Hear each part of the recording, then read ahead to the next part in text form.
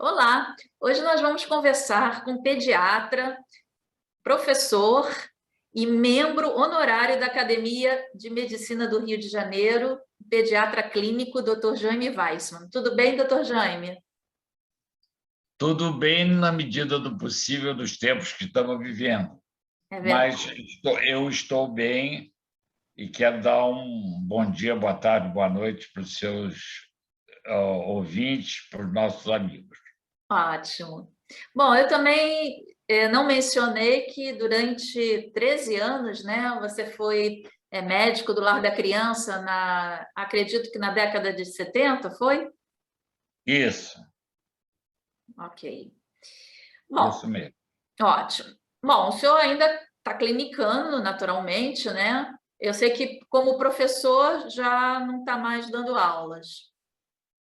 Isso mesmo. Ótimo, No momento, as minhas atividades são em clínica privada, são também na academia de medicina e nos grupos de estudos médicos dos quais eu faço parte. ótimo. Bom, isso a gente vai falar depois, porque agora a pergunta que eu quero lhe fazer é muito sobre a atual polêmica, né, que está em torno da vacina. As vacinas, de uma forma geral, não só a vacina da Covid, mas também as vacinas nos últimos anos, a gente tem lido, né, uma novidade aí com relação à resistência, né, das pessoas em vacinarem, né, seus filhos. Então, a primeira pergunta que eu queria fazer é em relação a isso. O que está acontecendo? Por que as pessoas estão assim? A gente sempre vacinou, eu me lembro, eu tinha uma carteirinha, sempre tomei vacina, e isso nunca foi uma questão assim de dúvida, né, para os meus pais. E ultimamente isso vem sendo questionado. O que está acontecendo, doutor Jaime? Eu posso desenvolver historicamente. Hum, Quando eu me formei, há muitos anos, as vacinas eram poucas, ou seja, infundiam defesas em pequena quantidade contra as doenças e eram cheias de reações colaterais. Era só a BCG, a varíola, a vacina tríplice e só a tetânica separada depois. Com o passar dos anos, a ciência médica, a microbiologia, a indústria farmacêutica tão acusada foi desenvolvendo, pouco a pouco, vacinas. E os grandes beneficiários foram as crianças.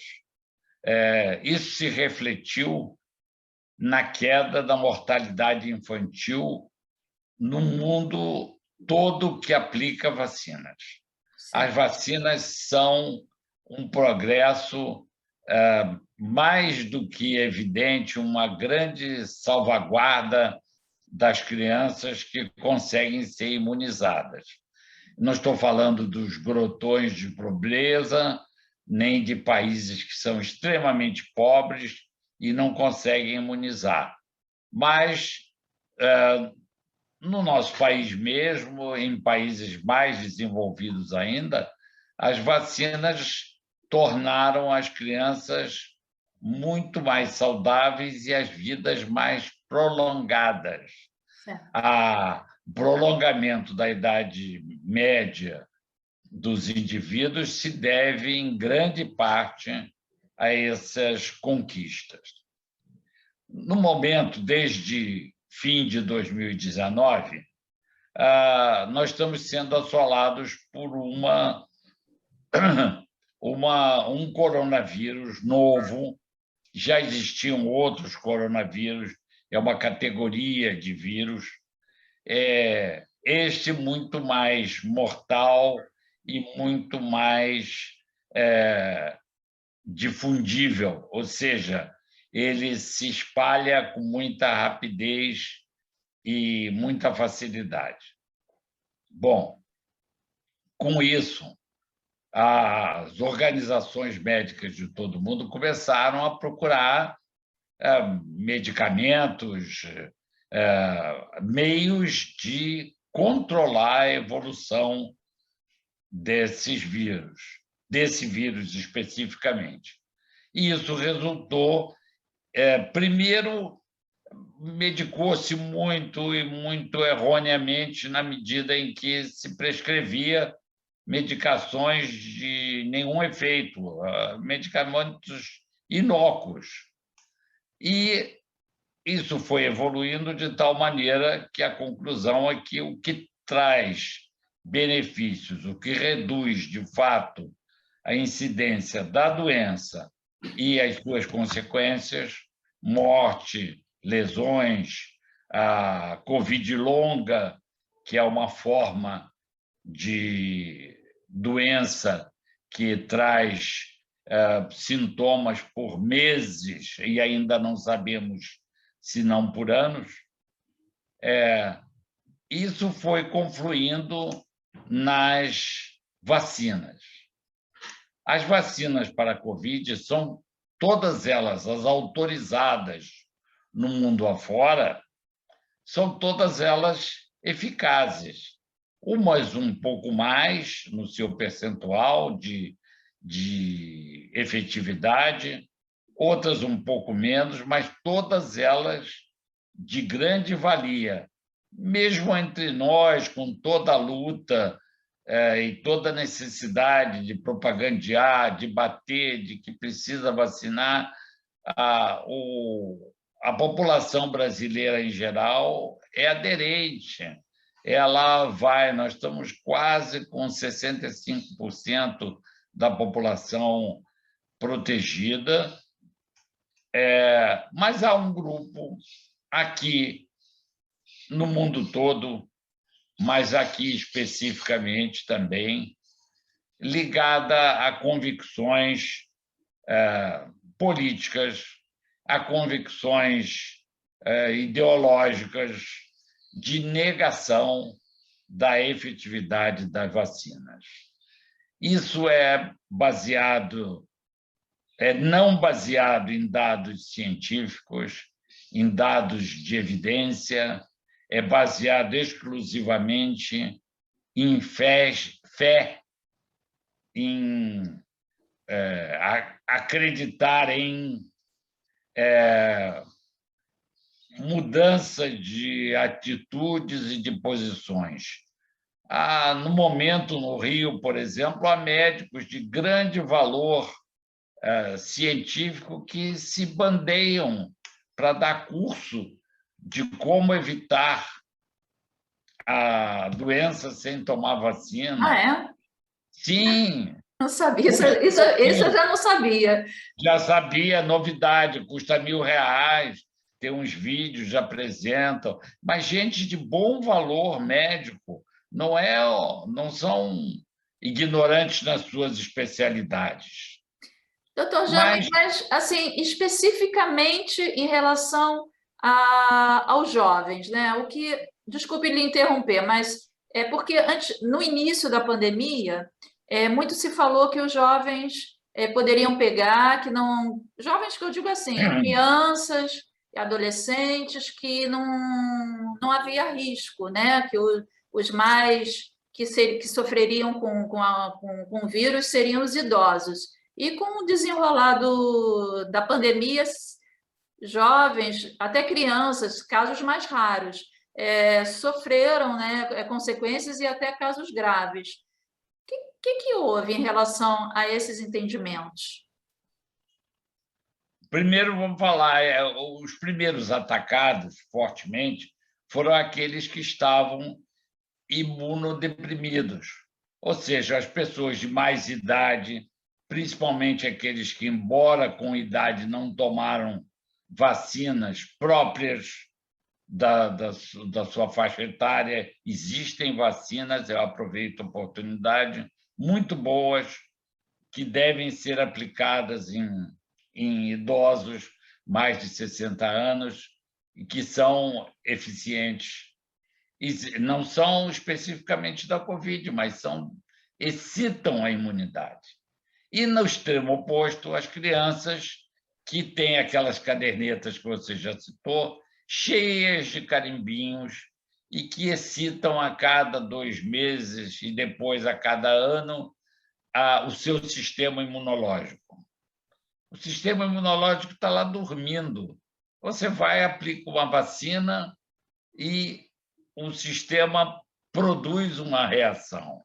Então, ele está acordado, está sempre acordado. Vem a Covid, ataca, mas não causa grandes transtornos nas crianças. Nós não sabemos ainda totalmente por que a maioria das crianças foi poupada. Mas podemos imaginar, com base em dados científicos, que esse sistema imunológico da criança está desperto, está acordado, e as crianças tiveram mais infecção do que doença. Então, eu queria esclarecer isso. Qual é a diferença? A diferença é que o Joãozinho vai para a escola e um coleguinha de turma dele apresenta positivo no exame. A mãe dele fica assustada e faz o exame, e o Joãozinho tem positivo também. Mas ele não tem nada. Ele não tem febre, ele não tem mal-estar digestivo, ele não tem vômitos. Então, isto é Covid-infecção. Quando ele apresenta sintomas, ele tem a Covid-doença.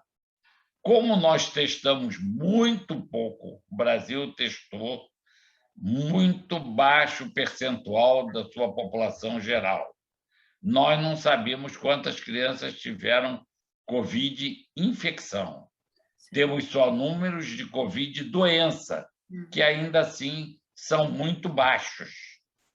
E a necessidade da vacina? Qual é a necessidade da vacina nessas crianças e se existem riscos, como, né, volta e meia se levanta essa possibilidade? Existe algum risco?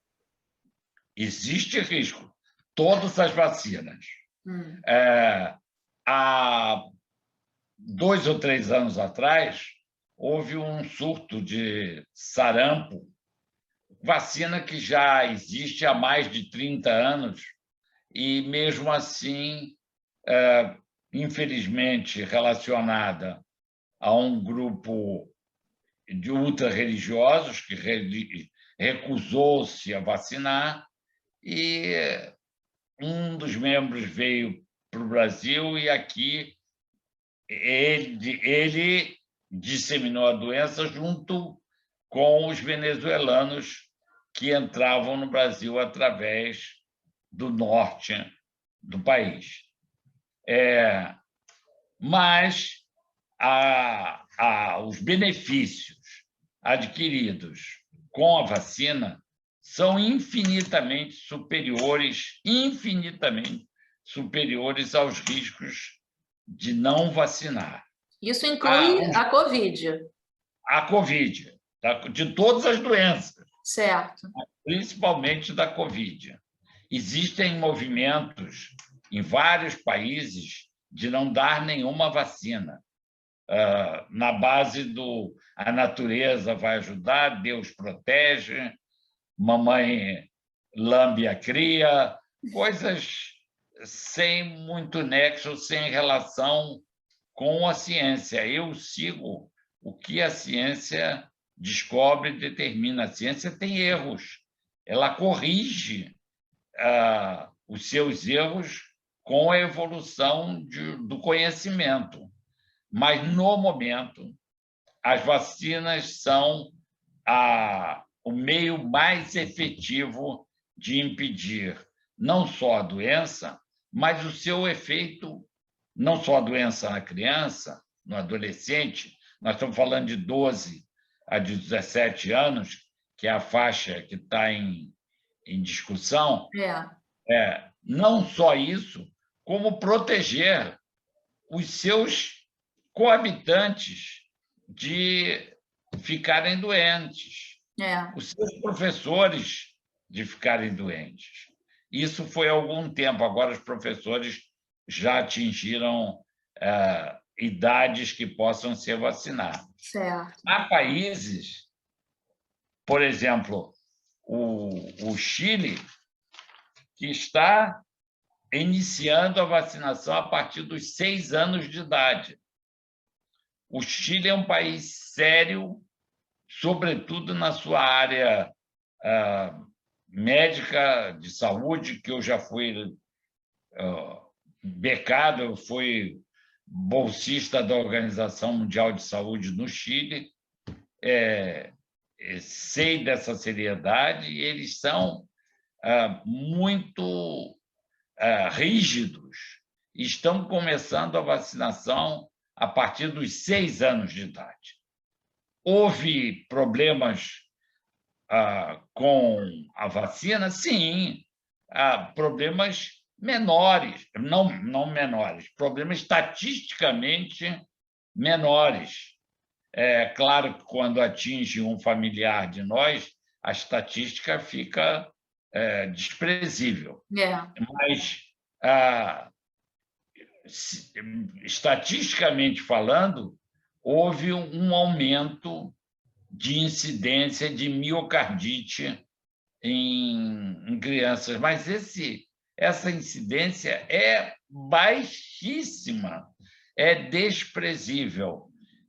A incidência da miocardite nas crianças vacinadas de 12 a 17 anos é muito desprezível em relação ao benefício que essas crianças adquirem ao se vacinar. Então, o benefício não é só não ficar doente, o benefício é a liberdade que lhes dá de escolaridade, de tudo mais. até em relação aos seus parentes mais idosos, né? Isso. O vovô, a vovó, de poder estar perto. E essa convivência com vovô e vovó aumentou muito durante a quarentena. Muitos vovôs e vovós foram morar junto com os seus filhos e parentes, pela necessidade de ter um apoio. Certo. Então, por quê? Por que você me perguntou por que a oposição? A oposição não tem base científica, a oposição tem base ideológica, tem base de convicções, de crença. A ciência não não pretende fazer da crença a sua ação. Então, a crença não pode superar a ciência, a lógica e a ciência. Já apareceu no seu consultório pais que perguntaram se tinha alguma alternativa, não caso da Covid, mas antes mesmo da pandemia, que não gostariam de vacinar seus filhos e pediram perguntaram se tinha alguma alternativa à vacina? Você já passou por isso? Já, mas eu vou ser bem claro com você e com seus ouvintes. As pessoas me conhecem, eu sou assim uma pessoa muito franca, muito clara. E primeiro eu explico as vantagens e as pouquíssimas, ínfimas desvantagens de tomar as vacinas. Uma desvantagem que uma pessoa pode pedir uma paçoca numa lojinha de balas e adquirir um fungo do amendoim que existe no Brasil, até bem difundido. A possibilidade de efeitos negativos é mínima. Bom, primeiro eu explico. Segundo, se a pessoa insiste em não dar as vacinas, eu indico um outro médico. Eu digo, olha, vamos manter a nossa relação amistosa, mas eu não quero ser o seu auxiliar, o seu médico da sua criança. Felizmente, essa situação foi rara, a maioria se convenceu e demoveu-se da ideia de não vacinar, mas, mesmo assim, houve alguns escapes, foram para outros médicos. Tenho na memória histórias trágicas, fatais, de situação de médico que não vacinava seu filho e que resultou numa perda fatal. É uma pena, né? Porque a criança não tem nem o Isso direito já de tem opinar, muitos né? É anos. responsabilidade do adulto. Ela não tem a escolha. Ela é objeto da escolha de outras pessoas. Então, além de tudo, eu considero isso uma ação covarde. Exatamente, é o que eu penso, concordo. Ao contrário da negação da vacina, da medicina, vamos partir para um outro assunto agora também que eu acho que é interessante, é sobre a medicação em excesso, né? Que agora é o contrário da... Tem a falta do interesse de usar a medicação e tem pessoas que têm um excesso, né? Em relação até, por exemplo, uma criança, que tem muitas hoje crianças que são muito agitadas e que nem todos os pais têm muita paciência e até procuram, podem perguntar, no caso, para o pediatra, se tem algum remedinho para acalmar aquela criança ou para ela dormir, porque ela tem dificuldade para dormir. Isso acontece também? Acontece. E existem essas crianças. E elas, orientadas por um bom especialista, elas, às vezes, são obrigadas a usar alguns medicamentos para torná-las mais felizes, mais sociáveis, com melhor aprendizado, mas, durante um período, terão que fazer uso. Essas crianças são muito assim, expostas. Eu acho que deve haver um certo recato ao qualificar essas crianças que estão em uso de medicação e tal. Mas, por outro lado, eu estou falando de bons profissionais. Há algumas escolas que, no sentido de enquadrar, a palavra enquadrar, do sentido lato, né? De a criança ficar direitinha, sentadinha, bonitinha, encaminha, às vezes, de forma exagerada, para terapias e daí para medicações, etc. Mas isso tudo, em qualquer atividade humana, nós precisamos ter um profissional com boa formação e que saiba diminuir ou frear esse ímpeto de medicar. Eu preciso que ele fique mais calmo, eu preciso que ele durma. Há medicamentos, coisas mais suaves e atividades que podem. Mas, por outro lado, existem crianças que precisam de ajuda. Certo. Eu me lembro da minha vida escolar, de muitos anos atrás, que tinha crianças muito agitadas. Levados, né? Antigamente eram levados, hoje são...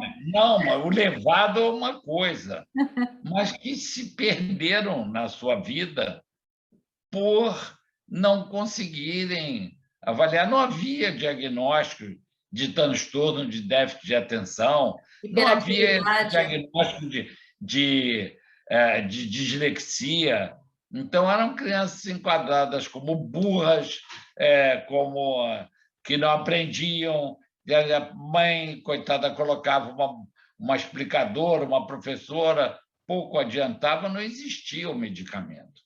Então, não é só crucificar o medicamento, é preciso que haja um conjunto de situações em que ele seja benéfico, em que ele possa atuar no benefício daquela criança, do conjunto, de tudo mais. Eu queria aproveitar para falar de inclusão, se você não Claro. tinha. Não, com certeza. A inclusão é uma conquista das crianças. É uma conquista. A inclusão significa colocar na mesma turma crianças com dificuldades variáveis. Essa inclusão traz benefícios não só para a criança incluída, mas como para o próprio grupo que as inclui. Esse grupo torna-se mais tolerante, mais amistoso em relação à vida em geral, às outras pessoas, à comunidade, à tolerância racial. Isso já está provado no mundo em todo, que é a inclusão. Infelizmente, nós tivemos, este ano, já tanto para a vacina, Retrocesso. tanto para a vacina quanto para a inclusão, manifestações de retrocesso, desmonte dos mecanismos de inclusão e até verbalização. O ministro da Saúde diz que a criança que precisa ser incluída atrapalha. Atrapalha o quê? 2 mais 2 é 4, são 4. Ele não vê a educação como um processo global de humanização da criança em relação ao outro. Isso realmente foi um... Eu aproveitei essa carona para... Não, muito bem, e foi muito bem colocado, porque o Brasil já tinha conquistado, né, esse direito na área de educação, e vem funcionando de forma muito positiva. E essa medida, acho que, eu não sei se foi o Ministério da Saúde ou Educação, foi... Educação. Educação. Faltam profissionais adequados para funcionar como intermediários do estudo. São os chamados auxiliares, ou tem um nome específico que me falta nesse momento. Inspetor, monitor? Não, é um nome, tem o facilitador. Facilitador. Tem um facilitador, tudo mais. Isso é muito, muito importante. É verdade.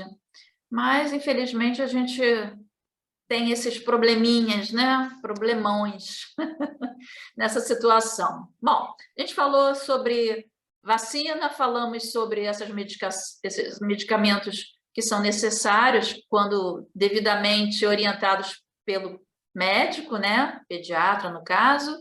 E agora eu queria que o senhor falasse sobre o grupo, né? Humanidades, né? Que foi criado por ele, doutor Ricardo Cruz, que faleceu recentemente. Sim. E que você faz parte desse grupo. Como é que funciona esse grupo? O que é Humanidades? Esse grupo Humanidades formado por médicos? O grupo Humanidades é formado por médicos, psicólogos, dentistas, enfermeiros, todos que lidam com a saúde e a veem não só com os cuidados não só com os cuidados com a saúde propriamente dita, mas com os dados das ciências humanas que interferem nisso. Pintura, música, escultura, dança, tudo que se refere à produção artística e cultural, literatura, relacionada com a atividade médica. Há uma frase antiga, que eu não quero dizer a autoria, que eu posso me enganar, mas que diz o seguinte, que o médico que só sabe de medicina, nem de medicina sabe. Então, é preciso que, além do estudo da medicina, do aprendizado, da experiência, que a gente tenha um olhar humano, geral, sobre isso. E antes da pandemia, nos reuníamos uma vez por mês no Hospital Samaritano de Botafogo. Isso é patrocinado pelo Centro de Estudos do Hospital Samaritano. Quem criou isso foi o saudoso colega Dr. Ricardo Cruz, que faleceu de Covid em dezembro de 2020. Certo. A morte dele é lamentada até hoje por todos nós, mas ele tem um grupo que o sucedeu. É verdade que precisaram seis ou sete Nossa. sucedê-lo, mas eles são muito competentes. Eu não vou citar aqui, porque eu posso deixar de citar um ou outro, mas é um grupo seleto. Procura-se ao máximo não desenvolver pensamentos político-partidários, mas às vezes é difícil. É verdade. Mas de todas as formas, se desenvolve o pensamento humanístico do exercício da medicina e do trabalho com a saúde. É uma troca, doutor Jaime? Vocês se reúnem, acredito, agora que virtualmente, não? Virtualmente, uma vez por mês. E vocês fazem uma troca de conhecimento, de experiências? Sim, há sempre um expositor, 2 comentaristas, e depois de 1 hora de exposição e comentários, é aberto aos que estão ligados, ao público, assim se diz, né? Inscrito, aquele chat, faz-se perguntas, comentários e tudo mais. Eu confesso que a cada mês aguardo ansiosamente a chegada da data, é sempre na primeira quinta-feira do mês. Eu aguardo ansiosamente a chegada, porque é um sopro de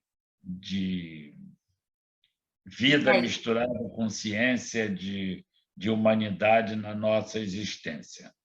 Isso é muito bom. A gente está precisando, né? Muito.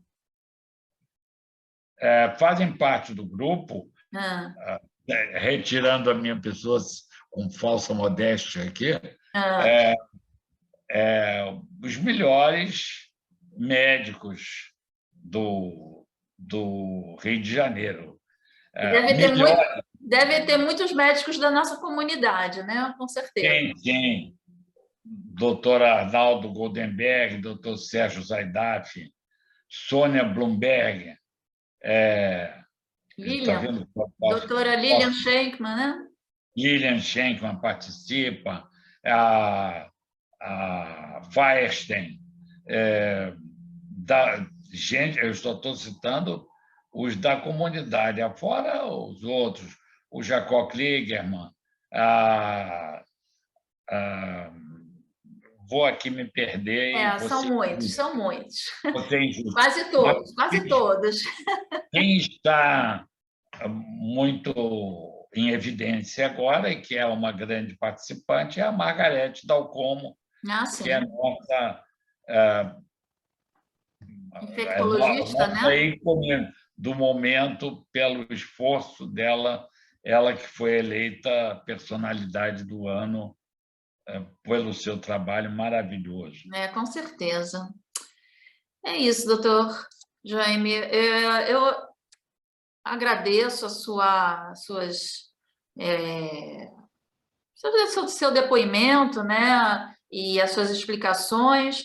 A gente está vivendo um momento de muitas incertezas, muitas dúvidas, e eu acho que nunca é demais a gente esclarecer, e principalmente quando a gente tem um entrevistado de valor como você, que eu, assim, não tive a oportunidade de passar por suas mãos, mas eu tenho como referência de um excelente pediatra. Isso que me fez chegar até aqui e hoje poder ter a honra de entrevistá-lo. Olha, muito obrigado. Eu espero ter contribuído Contribuiu. para diminuir as dúvidas das pessoas e não se deixem enganar pelas vozes do atraso, pelas vozes da escuridão, pelas vozes da Idade Média, É, não só da medicina, como da vida em geral. Mirem isso nos exemplos. Se você me permite, para a gente encerrar, claro, eu claro. dizer aqui os países que já estão dando vacina de 12 a 17 anos: Uhum. Itália, Portugal, França, Alemanha, Argentina, essa com restrições com a comunidade, comorbidade só, o Bahrein, o Canadá, o Chile, Cuba com vacina própria, os Estados Unidos, o Brasil até a semana passada, e ninguém Acho que ele obedeceu. voltou atrás É, agora. não, não voltou, não, mas ninguém ligou para a proibição. Ah, é? É porque eu li. Isso é coisa do Brasil. Equador, a Hungria, o México e Israel. Desde junho, Israel vacina É. crianças a partir de 12 anos. Foram as escolas. Eu acompanho muito, faço parte de um grupo de WhatsApp chamado Brazilian Jewish Medical Doctors, que, apesar das opiniões contraditórias, recebemos mensagens vindas de Israel nos atualizando continuamente Ah, isso é muito da, bom. da situação e da situação médica. Eu sou muito grato também a este grupo. Certo. E eu queria te agradecer a Imagina, oportunidade eu que de agradeço. participar. E o canal está aberto aqui. Sempre que precisar, Um estamos à abraço para toda a disposição. comunidade que te assiste. Obrigada. E um grande abraço para você também. Sucesso! Igualmente. Tchau.